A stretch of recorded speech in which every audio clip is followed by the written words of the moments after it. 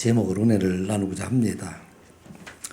마가복음의 기자인 마가 요한은 예수님께서 세상에 오신 하나님이심을 알게 하려고 갈릴리 지역에서 예수님께서 행하셨던 그 사역을 1차, 2차, 3차에 나누어서 하나님 말씀의 복음을 선포하고 가르치시고 또 여러 가지 이적과 기적을 행하신 일들을 기록하시게 됩니다. 그 8장 22절 이후에는 하나님이신 예수님께서 이제 온 인류의 죄를 대속하시기 위하여 십자가에 죽으실 것을 그들에게 예고하시고 마침내 예루살렘에 올라가셔서 십자가의 죽으심과 부활을 통해서 그를 믿는 자들에게 영원한 생명과 하늘과 땅에 복을 주시는 분이시다 하는 것을 알리기 위해서 마가복음을 기록하게 됩니다. 특별히 이 마가복음의 1차 독자인 로마 교회 성도들에게 로마 시대의 극심한 박해와 고난을 당하고 있을 때에도 하나님의 아들이신 예수님께서 이보다 더 큰 어려움과 고난을 당하시고 죽게 되시지만 그러나 마침 하나님께서 그를 살리셔서 부활하시고 승천하셔서 모든 사람들에게 영원한 생명과 복을 주시는 분이시다 하는 설명을 하시고자 해서 마가복음을 기록을 하게 됩니다. 오늘은 2차 갈릴리 사역인 3장 7절부터 시작을 해서 6장 6절까지 있는 그 종결 부분에 해당되는 그런 말씀이 됩니다. 갈릴리 2차 사역은 예수님께서 12명의 제자를 세우시는 것으로부터 시작을 해서 4가지의 비유를 통해서 하나님의 나라에 대해서 여러 가지를 가르치시게 됩니다. 하나님의 나라 생명의 열매는 우리가 이 자리에 생명의 열매로 맺어져 가는 자가 되기 위해서는 날마다 우리가 우리 마음을 하나님 말씀과 성령의 예배로 새롭게 하지 아니하면 우리가 하나님의 나라 백성으로 살아가기 힘들고 또 열매를 맺을 수가 없다 말씀하시게 됩니다. 또 4가지의 기적을 이렇게 연이어서 말씀하시면서 우리 예수님께서는 세상에 오신 하나님의 능력과 권세를 가지신 분이시다 하는 것을 그들에게 가르쳐 줍니다. 첫 번째, 갈릴리 바다에 이런 큰 광풍을 예수님께서 말씀으로 잔잔하게 하시면서 예수님은 온 인류의 역사를 주관하시는 뿐만 아니라 또 예수님은 온 세상 만물을 통치하시는 그런 하나님, 섭리하시는 하나님이시다 하는 것을 알게 하시고 또 가라사 땅에 가셔서 군대 귀신, 그 로마 군사 6,000명에 해당되는 그런 귀신들이라 할지라도 예수님께서 말씀 한마디로 더러운 귀신아 그 사람에게 나오라 하는 말씀으로 그 귀신이 2,000마리나 되는 돼지떼와 함께 갈릴리 바다에 몰수하게 된다 하는 것을 알게 하므로 아무리 그 당시에 강한 자처럼 보이는 네로 황제라 할지라도 그 종말이 이 귀신과 함께 반드시 있을 것이다 하는 것을 알게 합니다. 또 12해 동안 누구도 고칠 수 없었던 혈루증 환자를 고치시고 또 회당장 야이로의 딸을 살리심을 통해서 우리 예수님은 생명을 살리시는 뿐만 아니라 이 생명을 주관하시는 분이시다 하는 것을 그들이 알게 됩니다. 이 말씀을 준비하면서 그런 생각을 해보게 되었습니다. 우리 인류 역사상에 사람들 중에 가장 축복을 받는 시간이 언제였을까 생각해 봅니다. 아마 우리가 생각할 때는 문명이 크게 발달하고 또 먹고 살기에 좋은 이때가 가장 좋은 때이다. 단군 이래 가장 행복한 때이다. 그렇게 말하는 사람들도 있지만 그런데 하나님의 아들이신 예수님께서 하나님께서 갈릴리와 유대를 오가시면서 사역하셨던 그때가 온 인류의 가장 행복한 때, 가장 복받은 때가 되지 않을까 생각해 보게 됩니다. 그때 하나님께서 직접 예수 그리스도를 통해서 말씀을 선포하고 가르치시고 수많은 병자들과 귀신들을 고쳐주시고 죽은 자들을 살리신 때 그때가 온 인류에서 가장 복된 때 행복한 때이다 그렇게 우리가 생각할 수 있습니다. 그런데 이와 같이 복된 때에 살았던 유대인들 특별히 유대의 종교 지도자들은 예수를 죽이려고 합니다. 제1차 사역의 종결 부분이었던 3장 6절에서 보게 되면은 그들이 어떻게 하면 예수를 죽일까 그렇게 서로 의논하였다 그렇게 기록이 되어 있습니다. 마가복음 3장 6절에 보게 되면 바리새인들이 나가서 곧 헤롯 왕과 함께 어떻게 예수를 죽일까 의논하더라. 하나님의 아들이신 예수님께서 세상에 오셔서 많은 일들을 행하셨음에도 불구하고 왜 그들은 예수님을 죽이려고 했을까 생각해 보게 됩니다. 이들이 생각했던, 유대인들이 생각했던, 바리새인들이 생각했던 하나님은 어떤 하나님이었을까? 아마도 시내산에서 강림하셨던 예수님을 그들이 생각하지 않았을까 생각을 합니다. 하나님은 원세를 초월해서 큰 위엄으로 나타나셨던 분이 바로 하나님이시다. 그렇게 생각했을 것입니다. 출애굽기 19장 16절에 보면 하나님께서 이스라엘 백성들과 언약을 맺으시기 위해서 시내산에서 나타나셔서 지금 모세와 말씀하시는 광경들을 밑에 있던 모든 이스라엘 백성들이 그들을 보게 됩니다. 19장 16절에 보면 이렇게 나와 있습니다. 우리 한번 같이 읽어보겠습니다. 시작. 셋째 날 아침에 우레와 번개와 빽빽한 구름이 산 위에 있고 나팔 소리가 매우 크게 들리니 진중에 있는 모든 백성이 다 떨더라. 이게 하나님이 나타나신 모습이에요. 시내산 위에 큰 우레 소리가 나고 그다음에 번개가 치고 빽빽한 구름이 있고 그런데 그 소리에 큰 나팔 소리가 함께 들리면서 지금 하나님이 지금 그 안에 나타나게 됩니다. 그래서 모세가 하나님을 만지려고 백성들과 함께 지내서 그 산기슭에 나오게 되는데 그때 하나님께서 말씀하시는 내용도 18절 19절에 있는 말씀이죠. 우리 한번 같이 읽어볼까? 시작. 시내산에 연기가 자욱하니 여호와께서 불 가운데서 거기 강림하심이라. 그 연기가 옹기 가마 연기같이 떠오르고 온 산이 크게 진동하며 나팔 소리가 점점 커질 때 모세가 말한즉 하나님이 음성으로 대답하시더라. 아멘. 아마 이스라엘 백성들이 하나님이라면 이런 사람을 생각했을, 이런 분을 생각했을 거예요. 그 불과 구름 사이에서 나타나시고 큰 나팔 소리로 나타나신 하나님. 그런데 갈릴리 사람들이 생각할 때 이런 하나님을 생각하고 있는 예수라는 분이 와서 물론 여러 가지 기적과 또 여러 가지 일들을 많이 행하시거나 하셨지만 근데 본인이 하나님의 아들 되시고 하나님 되시라는 것을 말하게 될 때 오히려 그들은 지금 예수님을 참남하다. 그렇게 말하며 예수님을 죽이려고까지 하고 있다 하는 것을 말하고 있습니다. 오늘 본문에 이어진 말씀도 예수님께서 자라나셨던 나사렛이라는 동네에 가셨는데 그 나사렛에서도 예수님을 배척하고 예수님을 내서 쫓았다. 그렇게 지금 말을 하고 있습니다. 병행구절인 그런 누가복음에서는 이 예수님을 그들의 동네에서 쫓아낼 뿐만 아니라 언덕 이렇게 낭떠러지 있는 곳에 예수님을 밀고 가서 그곳에 떨어져 죽이려고까지 했다. 그렇게 기록을 하고 있습니다. 왜 예수님을 그들이 죽이려고 했을까? 이 예수님이 하나님이심을 알지 못하기 때문이다 하는 것입니다. 이게 오늘 본문의 핵심적인 말씀입니다. 바로 오늘 우리가 기억해야 할 것은 나사렛에서 나사렛에서 자라신 예수님이 바로 하나님이시고 그 하나님이 바로 오늘 우리와도 함께 계시는 하나님이시다 하는 것을 기억하라 하는 말씀입니다.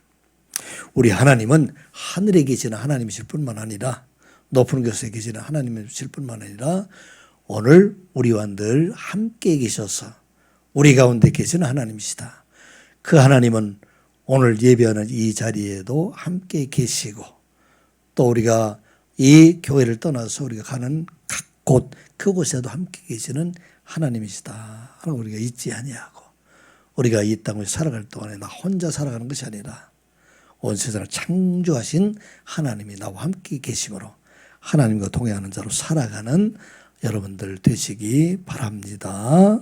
또 하나 기억해야 할 것은 나와 함께 하신 그 하나님께서 바로 우리의 상대방에 서 있는 여러분들과 함께 계시기 때문에 우리 서로는 사람으로서의 관계뿐만 아니라 우리가 사람들을 대할 때 하나님을 대하는 것처럼 그렇게 존경과 사랑으로 대하는 자가 되라 하는 것이 바로 오늘 첫 번째 우리에게 주신 말씀입니다.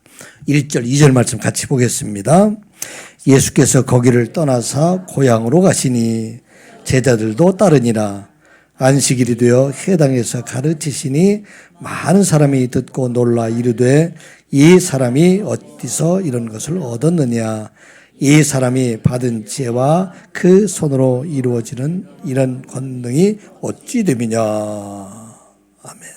예수님께서 지금 거기를 떠나서 고향으로 가셨다. 그렇게 말하고 있습니다. 예수님께서 주로 사역하셨던 곳은 갈릴리 호수 주변으로 이렇게 다니면서 사방을 다니면서 이렇게 여러 가지 말씀도 전하시고 기적도 행하시게 됩니다. 주로 사역의 본부가 되었던 곳은 가버나움이라는 곳이 됩니다. 이곳은 베드로와 안드레의 고향이 되기도 하고 그곳에 회당도 있고 그곳에 같이 살았던 곳입니다. 예수님께서 갈릴리에 오셔서 사역을 시작하시는 곳이 바로 이 가버나움 회당에서 사역을 시작하시고 다니면서 많은 사람들이 복음을 전하시고 이제 2년 정도의 시간이 이렇게 흘러가게 됩니다. 이때가 바로 2차 갈릴리 사역을 마치실 때가 됩니다.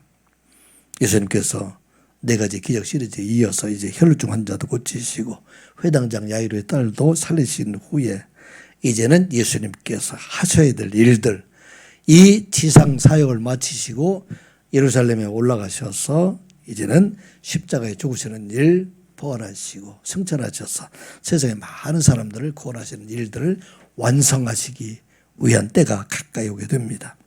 그래서 이제 이 예루살렘에 올라가시기 전에 예수님께서 마지막으로 어디로 가고 싶었을까? 고향으로 가시고 싶었던 것입니다. 그래서 오늘 본문에 보면 예수님께서 고향에 가셨다. 그렇게 기록을 하고 있어요. 나사렛이라는 동네는 이 갈릴리 호수로 보게 되면 지중해 쪽으로 서쪽으로 약 25km, 30km 정도 떨어진 곳에 이게 산간 마을이 됩니다. 근데 이 나사렛이라는 동네 얼마나 촌인지 구약 성경에도 나사렛이라는 동네 이름이 한 번도 나오질 않아요. 또 유대인의 경전이었던 미슈나에도 나사렛 이름이 한 번도 나오지 않고 또 유대인의 또 역사서로도 있는 요세프서라는 책도 한 번도 등장하지 않는 그런 것이 됩니다. 그런데 예수님께서는 그런 시골에서 우리 좀 말하면 시골 구석이라고 하죠. 그곳에서 30년 동안 그곳에서 어머니와 함께 또 아버지는 아마 일찍 돌아가신 것 같아요. 동생들을 데리고 살아오셨다가 이제 30세가 되고 난 다음에 유대 지방에 가서 세례를 받으시고 이제 이곳에 오셔서 사역을 하시다가 이제 마지막으로 예수님께서 고향에 가시고 싶었던 것 같습니다. 아마 여러분들 중에서 고향이 있는 사람들 누구든지 다 고향에 가고 싶은 그런 생각이 있을 겁니다. 저도 고향에 이렇게 가끔 내려가게 되면 고향에 소리만 듣고 가기 시작할 때부터 가슴이 지금도 두근거려요. 나이가 이렇게 들었음에도 불구하고.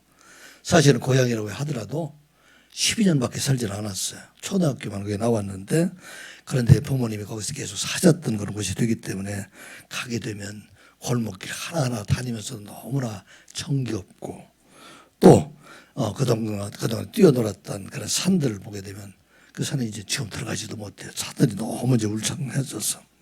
근데 그곳의 생각만 해도 그렇게 가고 싶은 그런 생각이 있고 또 마음이 이렇게 기쁜 푸근한 그런 마음을 가지게 됩니다. 아마 여러분들도 고향에 있는 사람들은 그런 생각을 가지게 될 겁니다.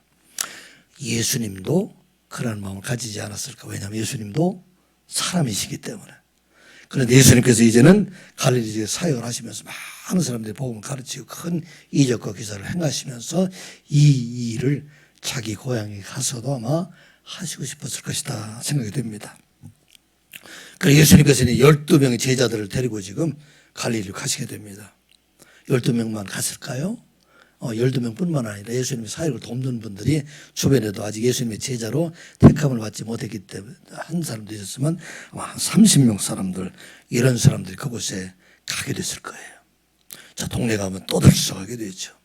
그게 예수님께서 이제 마침 회당에 들어가셔서 그곳에 가셔서 말씀을 가르칠 때 아마 크게 사람들이 놀라게 됩니다.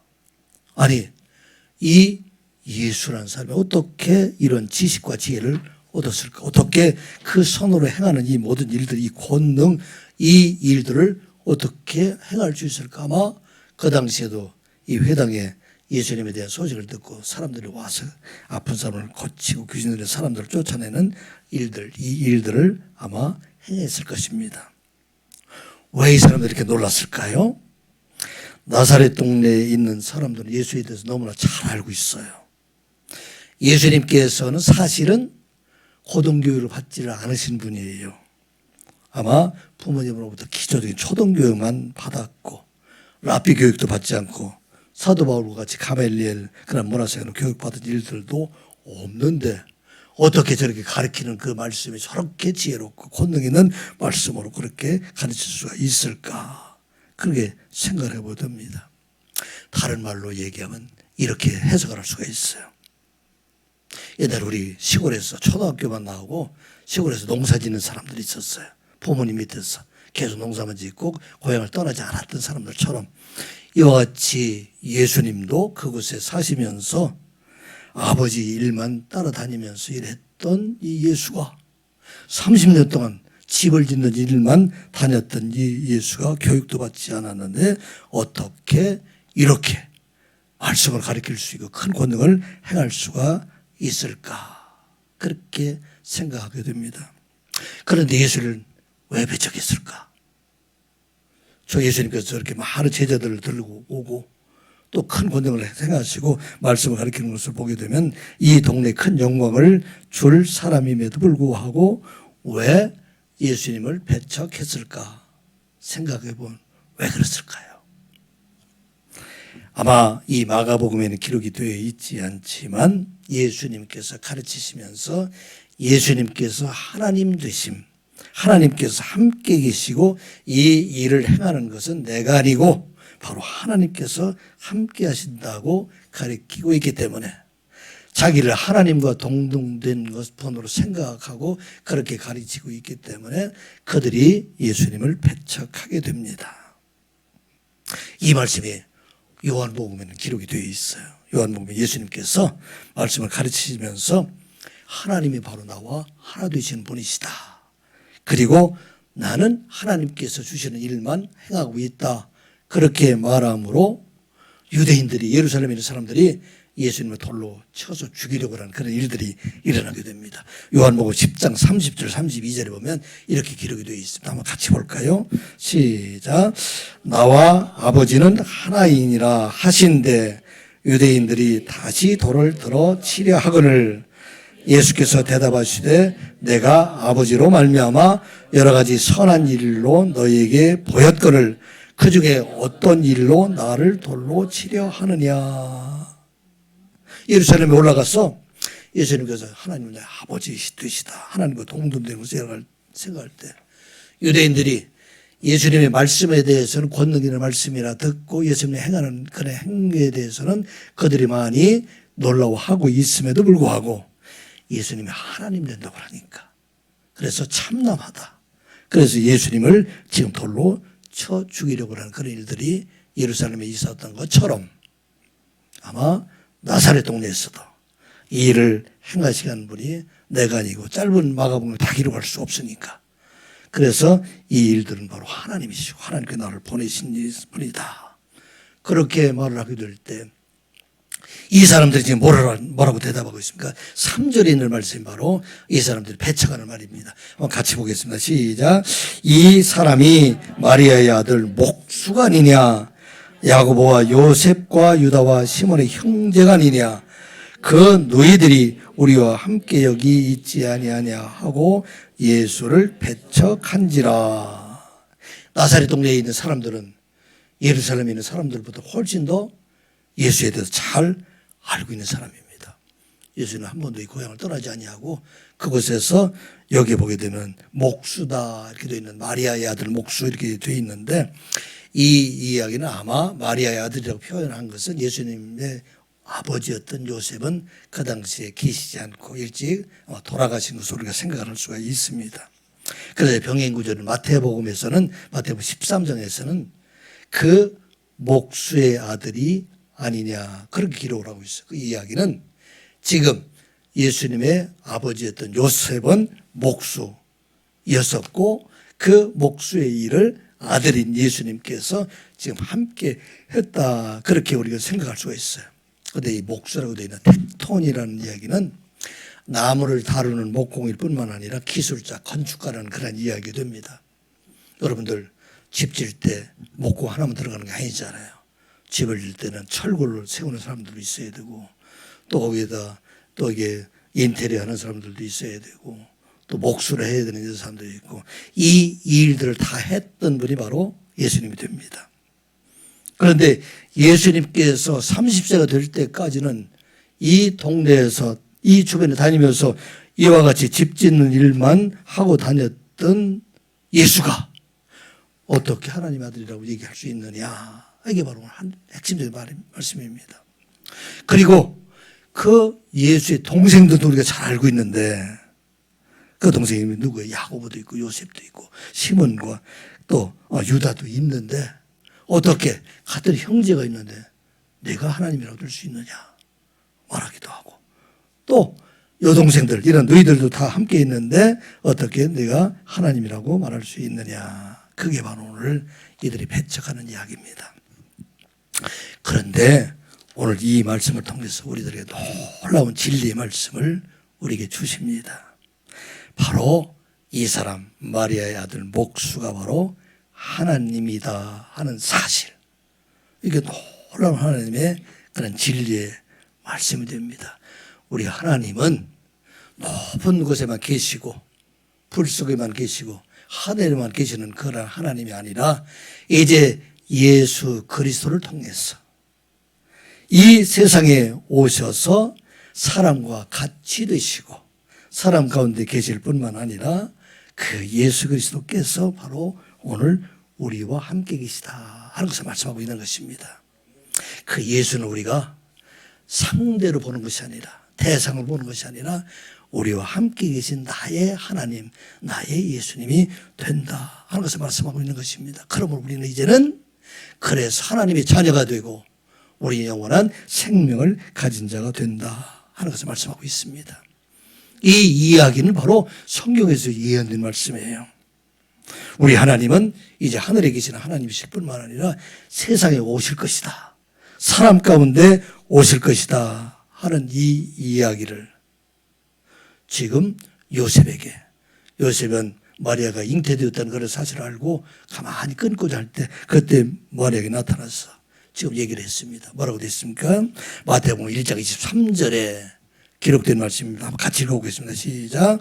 보라, 처녀가 잉태하여 아들을 낳을 것이요 그의 이름은 임마누엘이라 하리라 하였으니 이를 번역한즉 하나님이 우리와 함께 계시다 함이라. 아멘. 누가 지금 말하고 있어요? 주의 천사가 누구에게? 요셉에게 말하고 있습니다. The virgin, 보라, 처녀가 will conceive, 이제 잉태해서 give birth to a son, 그리고 아들을 낳아주게 될 텐데 they will call him Emmanuel. 사람들, 모든 사람들이 그를 지금 뭐라고 부르느냐? 임마누엘이라 부르게 될 것이다. 그 임마누엘이라는 것은 which means God with us. 하나님이 우리와 함께 계신다. 이 일이 지금 누구를 통해서?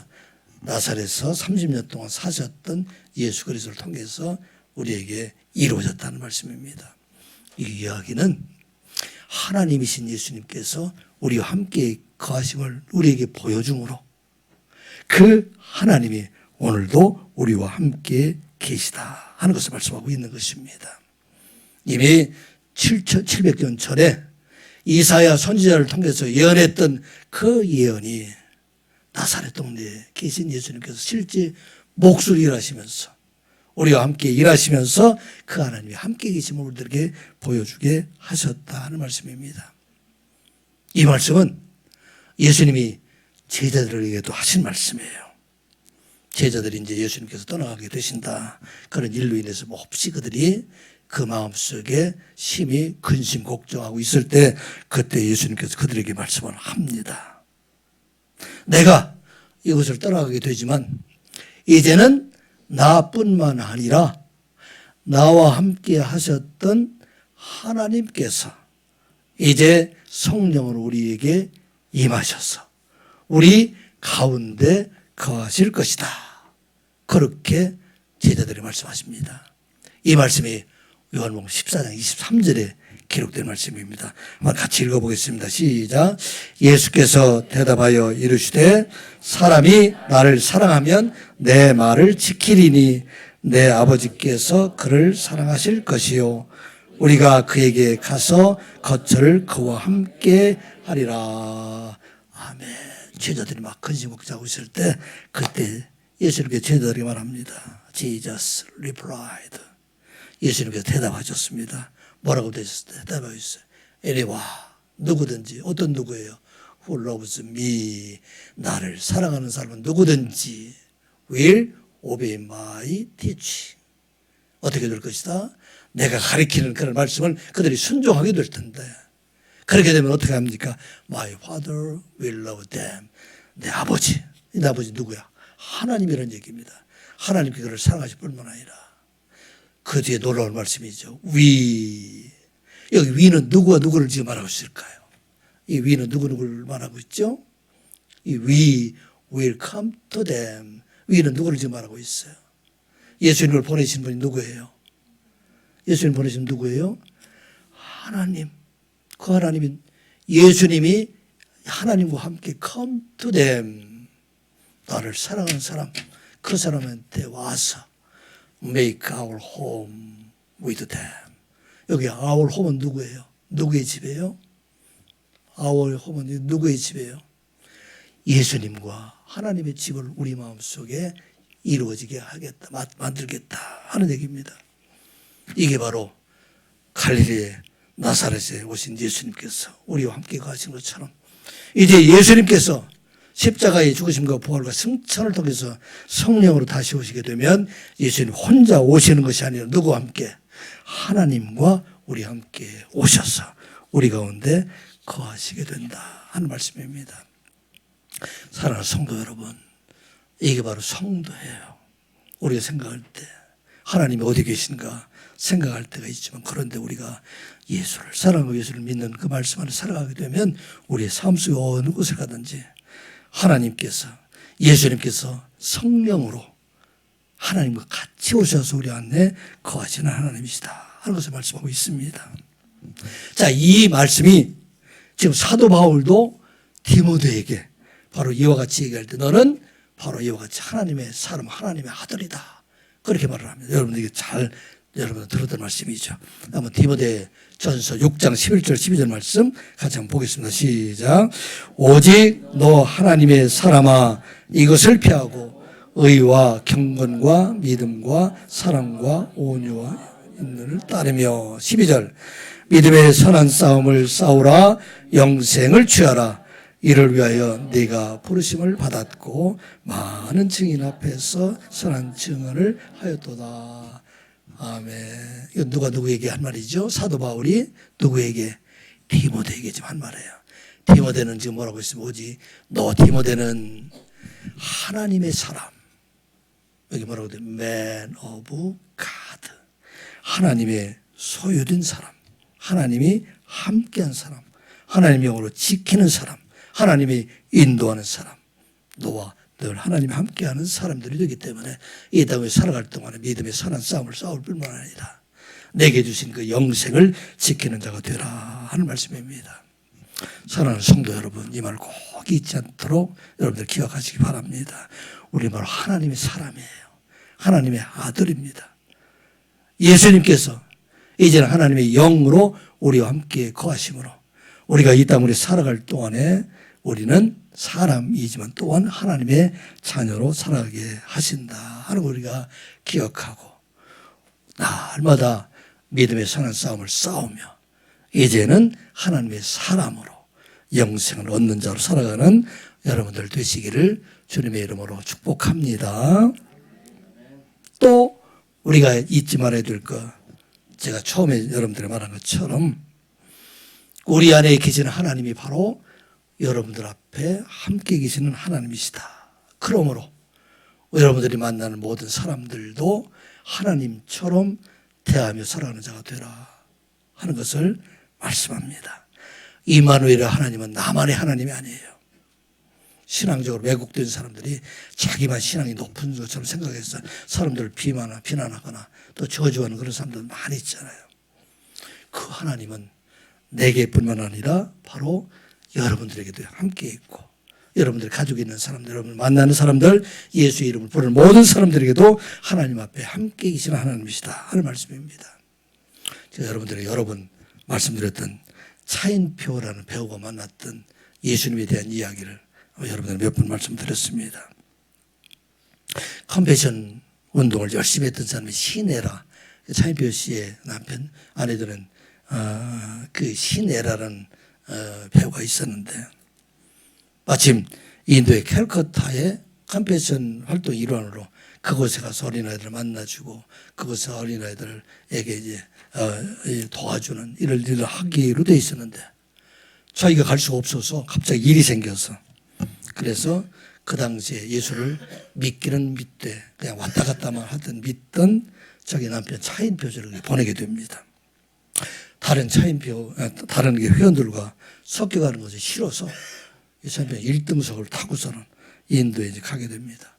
인도에 가게 되면 그 목사님이 인도하는 목사님이 말하기를 아이들을 만나면 가서 너는 사랑받기 위해 태어난 사람이다 하는 말을 하라 그렇게 가르쳐 줍니다. 차인표는 배우니까 이것을 얼마든지 다 할 수 있는 사람이니까 그래서 이제는 아이를 만나러 지금 내려서 가는 중입니다. 그런데 멀리서 아이가 이렇게 점점 더 가까이 오게 되는데 멀리서 보다가 가까이 가서 보니까 너무 빼빼 마르고 더럽고 추해 보여서 손을 내밀 수 없는 그런 아이의 모습이었었어요. 그래서 주춤주춤 하고 있는데 그때 그 아이가 손을 내밀면서 충격적인 걸 말하게 됩니다. 인표야, 그동안 많이 힘들었지. 내가 너를 사랑한단다. 너는 사랑받기 위해 태어난단다. 이제 내가 너를 위로해 줄게.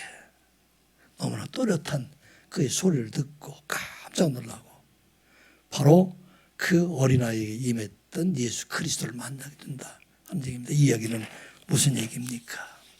이 세상에서 버림받은 자와 같은 자랄지라도 그 안에 예수 그리스도 영이 임하는 자들이 바로 하나님 되시고 예수 그리스도 영이 임하게 있다 하는 걸 우리가 기억하고 그래서 그들도 하나님처럼 예수님처럼 대하는 자가 되어야 된다 하는 것을 말씀하고 있습니다. 네, 사랑하는 남편, 아내 하나님의 영이 임하고 또 아내에게 하나님의 영이 임하게 되기 때문에 여러분들이 만일 여러분들 가정 안에 이와 같이 여러분 남편과 아내가 하나님의 영이 임했다 하면 여러분 어떻게 대해야 될까요? 싸워야 될까요? 공손하게 대해야 될까요? 오늘 우리에게 주신 말씀입니다. 그들도 하나님의 말씀처럼 여러분들이 마침 이곳에 예수님이 나타난다면 아마 목사님보다 더 빨리 뛰어갈 사람들이 많을 거예요. 빨리 보고 싶어서. 그런데 그 예수 그리스도의 영이 우리 형제 가운데 있고 우리의 부모 가운데 있고 우리의 사랑하는 자들 때로는 미워하는 자 그 안에도 있다 하는 것을 기억하고 그들을 예수님처럼 대하는 자로 살아가라. 이게 바로 오늘 우리에게 주신 말씀이에요. 그 예수님은 오늘도 우리 곁에 계시고 우리와 함께 계시고 우리의 모든 것들을 다 보시는 하나님이시기 때문에 이제 우리는 이제 구원받은 하나님 백성으로 예수 그리스도를 마음에 모신 자 그리고 만나는 모든 사람들을 그와 같이 하나님께로 인도하는 자로 살아가는 여러분들 되시기를 주님의 이름으로 축복합니다. 또 우리가 기억해야 할 것은 자, 이 사람들을 통해서 역사하시는 하나님의 능력은 믿는 자들을 통해서 나타나게 된다 말하고 있습니다. 하나님은 전지전능하신 하나님이에요. 못하시는 것이 하나도 없어요. 다 하실 수 있어요. 그런데 이 하나님의 능력은 누구를 통해서 나타나는가? 믿는 사람들, 듣는 사람들, 하나님께 나오는 사람들, 이런 사람들을 통해서 이루어 가시는 하나님이시다 하는 말씀입니다. 오늘 4절, 5절, 6절 말씀 같이 보겠습니다. 예수께서 그들에게 이르시되 선지자가 자기 고향과 자기 친척과 자기 집 외에는 존경을 받지 못함이 없느니라 하시며 거기서는 아무 권능도 행하실 수 없어 다만 소수의 병자에게 안수하여 고치실 뿐이었고 그들이 믿지 않음을 이상히 여기셨더라. 이에 여러 촌에 두루 다니시며 가르치시더라. 아멘. 예수님께서 배척당하셨다는 얘기는 예수님께서 하나님 되심을 인정하실 뿐만 아니라 예수님께서 하시는 말씀도 듣지 아니하고 오히려 그를 나사렛에서 쫓아내게 되었다 말하고 있습니다.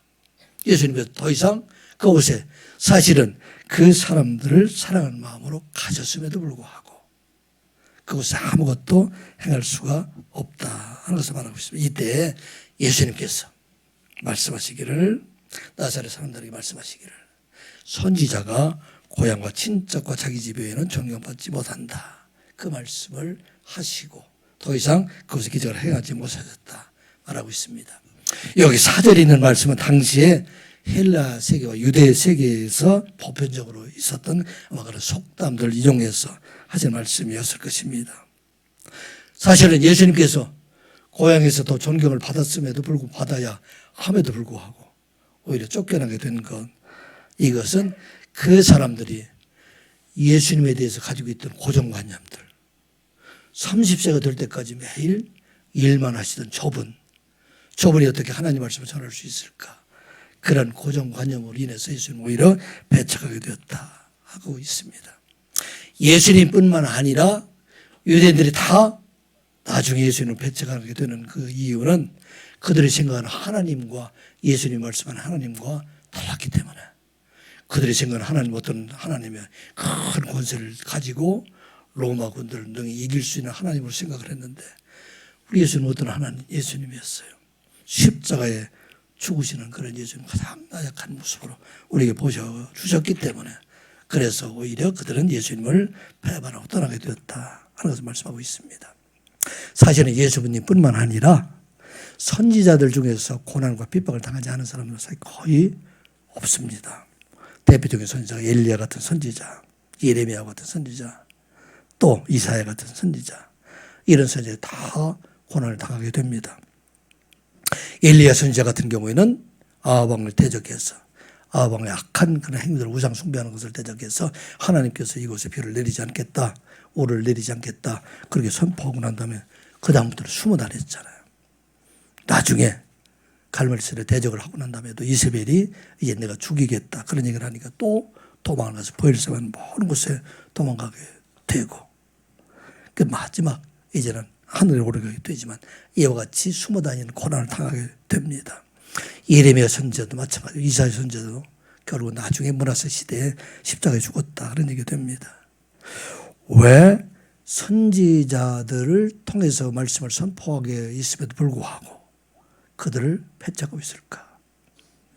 그들은 통해서 주시는 하나님 말씀, 이 말씀을 하나님 말씀을 듣지 않고 사람의 말로 들었기 때문에, 그래서 그들은 지금 예수님을 배척하고 선지자들은 그 당시에 배척을 받게 되었다 하는 것을 말하고 있습니다. 그들이 바라고 있는 것은 축복의 말을 바라고 있음에도 불구하고 있는데 그들에게 선지자를 통해서 심판을 전하고 있기 때문에, 그래서 그들은 예수님을 배척하게 되었다 하는 것을 말하고 있습니다. 자, 예수님께서 하실 수 없는 일이 있어요. 예수님이 이 고향 사람들에게 가서 하나님 복음을 전하고 그 고향 사람이 하나도 빠짐없이 다 구원받기를 원하는 마음이 예수님에게는 있었을까요? 없었을까요? 그 예수님이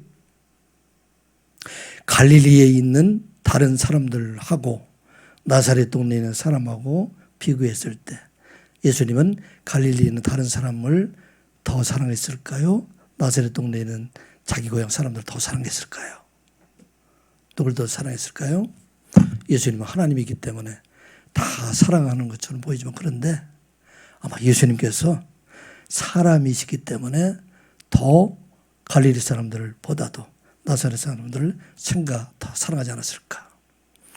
여러분들 서울 살다가 고향 사람 만나면 반갑잖아요.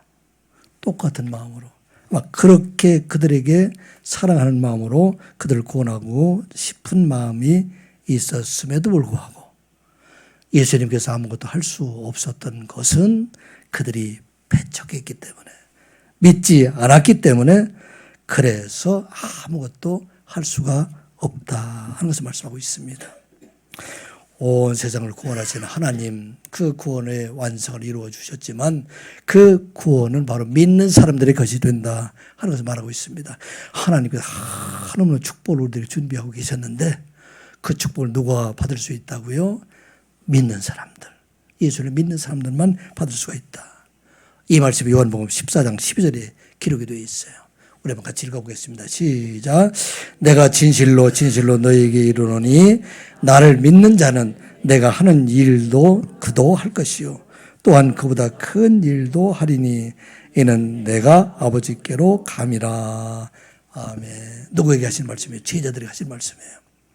나를 믿는 사람들, 나를 믿는 예수 그리스도가 하나님의 아들 되심을 믿고 하나님 되심을 믿는 사람들, 이런 사람들에게는 내가 하는 일이 어떤 일이에요?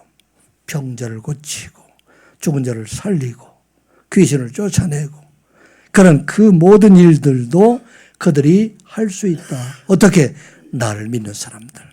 예수님께서 하게 하신다는 얘기입니다. 그런데 이거보다도 더 큰 일을 할 수 있다. 어떤 일을 더 큰 일이 있을 수가 있을까요? 예수님께서 구원을 완성하셨어요. 어디서? 십자가에서. 그런데 이 구원을 말씀을 듣고 믿게 하는 일, 그 일은 누구에게 시켰어요? 제자들에게. 복음을 전파해서 그를 믿는 모든 사람들에게 구원받게 하는 이 일들, 이 일은 제자들에게 했다는 얘기입니다. 바로 오늘 우리들에게 예수님께서 세상에 예수님께서 하신 일들을 다 하게 할 뿐만 아니라 더 큰 일도 하게 하시는 것. 무엇으로? 믿는 사람들에게 하게 하신다 하는 말씀입니다. 그 뒤에 이어질 말씀이 요한복음 14장 13절 14절 말씀 같이 보겠습니다. 시작. 너희가 내 이름으로 무엇을 구하든지 나가 행하리니 이는 아버지로 하여금 아들로 말미암아 영광을 받으시게 하려 함이니라. 내 이름으로 무엇이든지 내게 구하면 내가 행하리라. 아멘. 이게 우리에게 주신 놀라운 축복입니다. You may, 너희가 만일 ask me, 나에게 구한다. 무엇을? For anything. anything이라는 것은 여료가 있어요, 없어요? 이 땅에 모든 것이 다 이루어질 수 있다. In my name, 내 이름으로 너희들이 구하게 되면 내가 너희의 모든 것을 I will do it, 그것을 행한다 하는 얘기입니다. 우리 하나님께서 다 하실 수 있는데 하실 수 없는 것, 믿지 않는 자들에게 기적을 행하시는 것은 할 수가 없어요. 믿지 않기 때문에. 그런데 믿는 자들에게는 하나님께서 하신 모든 일들을 다 하게 하신다 하는 말씀입니다. 혈루증 환자 12년 동안 아픈 그 환자가 어떻게 나음을 받았죠? 예수님을 믿고 고침을 받게 된다는 것을 믿음으로 숨어서라도 예수님 옷가를 만지는 순간 놀라운 기적이 자기에게 일어나게 됩니다. 회당장 야이로가 어떻게 자기 딸을 살릴 수가 있어요? 자기 집으로 가는 과정 속에 먼저 예수님께 간절히만 구하면 있지만 가는 과정에 방해하는 일들이 있잖아요. 멈추서게 하는 일들. 또 심지어는 딸이 죽었다고 하는 그런 소식까지 듣고도 끝까지 믿음으로 그 회당장 야이로 딸이 살아나게 되었다 하는 것을 말씀하고 있습니다. 사랑하는 성도 여러분, 오늘 이 말씀을 통해서 우리가 꼭 기억해야 할 것은 하나님은 나사렛 목수이신 예수님과 함께 하셨던 하나님, 바로 우리 하나님이시고 그 하나님이 오늘 예배 가운데 우리와 함께 계시는 하나님이 되시고 또 여러분들이 예배를 끝나고 각자 집으로 돌아가고 또 직장과 학교 여러 곳을 가게 될 때 그곳에도 함께 계신 하나님, 그 하나님이 우리 하나님이심을 믿는 여러분들 되시기 바랍니다. 그 하나님이 나뿐만 아니라 내 사랑하는 아내와 함께하고 내 사랑하는 자녀들과 함께하고 내 이웃 함께 하신다고 생각하고 그 사람들도 우리가 하나님 대하듯이 그렇게 존경과 사랑으로 대하는 여러분들 되시기 바랍니다. 그리고 하나님을 믿는 믿음으로 살아가게 될 때 그 기적은 우리의 삶 속에 늘 나타나는 기적이 되고 그 기적은 바로 놀라운 일일 뿐만 아니라 내 삶 자체가 하나님의 기적이라는 것을 깨닫게 하신다 하는 걸 우리가 기억하고 날마다 기적을 경험하며 살아가는 여러분들 되시기를 주님의 이름으로 축복합니다. 기도합니다. 아버지 하나님, 나사렛 목수로 오신 그분이 바로 하나님이심을 깨닫게 하여 주심을 감사드리옵나이다. 그 하나님께서 오늘 예수 그리스도 안에서 이 자리에 임하시고 또 이 자리에 임한 우리들에게 함께 하셔서 우리에게 가는 곳마다 함께 가심을 깨닫는 저희들 되게 하여 주시옵소서. 늘 예수 그리스도의 이름을 믿고 날마다 기적을 행하는 자, 기적을 경험하는 자, 많은 자들을 하나님처럼 살아가는 자로 살아가는 저희들 되게 하여 주시옵소서. 예수님의 이름으로 기도드리옵나이다. 아멘. 찬송가 366장 찬양합니다.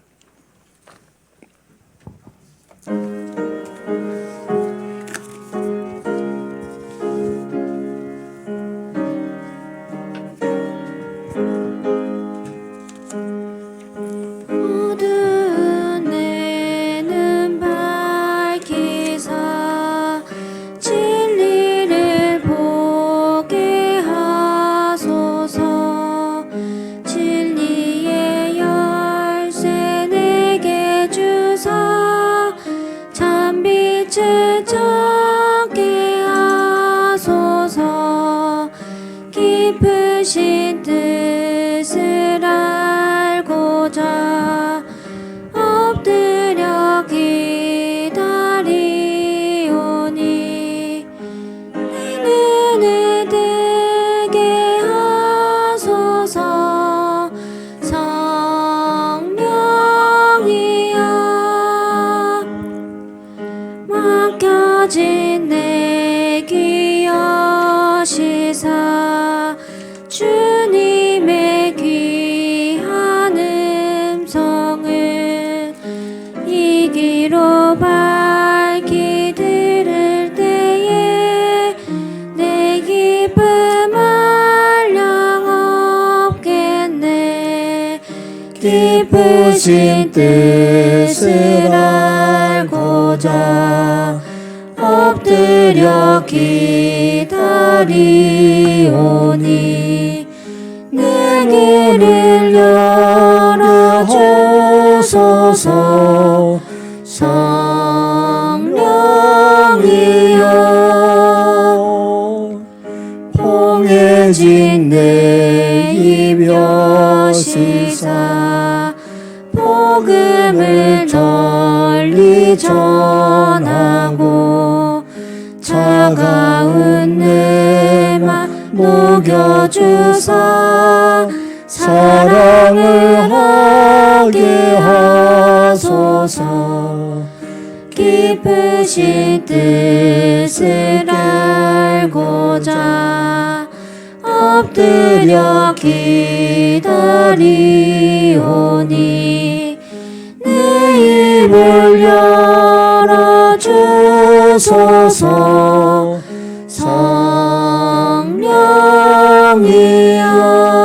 성령이여. 사랑의 아버지 하나님, 주신 은혜에 감사해서 이 시간 예물로 주님 앞에 봉헌합니다.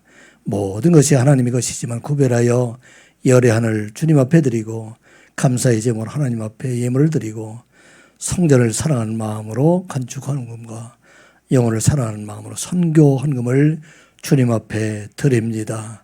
주께서 저희들의 삶을 구별하여 주셔서 이 땅 위에 살아갈 동안에 참으로 하나님의 자녀의 능력을 가지고 살아갈 수 있도록 축복하여 주시옵소서.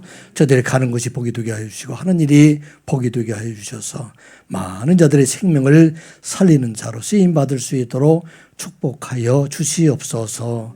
예수님의 이름으로 기도드리옵나이다. 아멘.